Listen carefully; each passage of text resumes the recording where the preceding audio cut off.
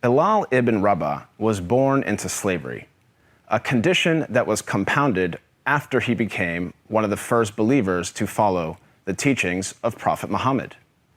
Bilal's father was an Arab slave, and his mother was a former princess of modern-day Ethiopia, who was also enslaved.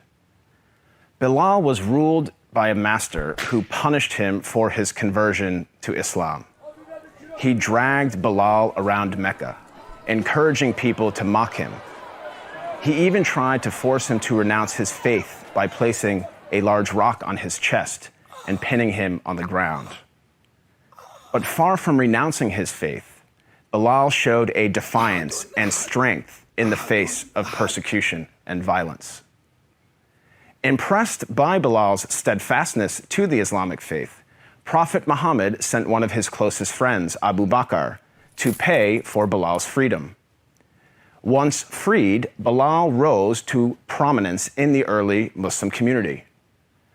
Prophet Muhammad appointed him to serve the mosque by using his melodious voice to call the believers to prayer. Bilal was a black man, and for some, his blackness made him unfit for such an honor. On one occasion, a companion of the Prophet, a man named Abu Dar, disparagingly said to Bilal, "You son of a black woman." This drew a swift rebuke from Prophet Muhammad. "Are you taunting him about his black mother?" asked the Prophet. "There is still some influence of ignorance in you." The ignorance the Prophet identified was rooted in the misguided view that a person's race reflects his or her moral character or social status. In fact, the Prophet's message of racial equality stood in stark contrast to the prevalent racial animosities of 7th century Arabia. Scholars refer to the period prior to the advent of Islam as Jahiliyyah, a time of ignorance, which included racism. Arguably, Prophet Muhammad was the first person in human history to declare, in no uncertain terms, that no person is above another by virtue of race or ethnicity. This declaration is crystallized in one of the Prophet's notable speeches, his last sermon, as it is known, which was delivered on Mount Arafat in 632 AD. In that sermon, the Prophet unequivocally condemned racism when he said, "All mankind is descended from Adam and Eve. An Arab has no superiority over a non-Arab, and a non-Arab has no superiority over an Arab. A white person has no superiority over a black person, nor a black person has any superiority over a white person, except by piety and good action." Ever since then, Prophet Muhammad's teachings on racial equality have inspired human beings to strive for racial equality and justice for all. Consider the life of Al-Hajj Malik al-Shabazz, more commonly known as Malcolm X, the black Muslim civil rights leader who battled racism in the 1950s and 1960s. After performing the Hajj, or Islamic pilgrimage, to the city of Mecca, Malcolm wrote his famous letter from Mecca, in which he said, "There were tens of thousands of pilgrims from all over the world. They were of all colors, from blue-eyed blondes to black-skinned Africans.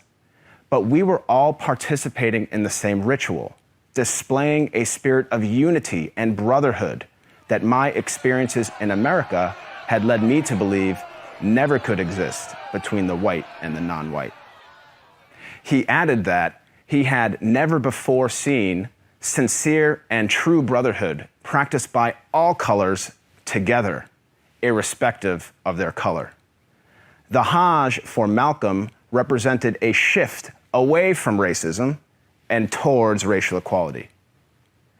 The teachings of Prophet Muhammad encouraged all people to strive towards anti-racism, which is quite different than simply non-racism.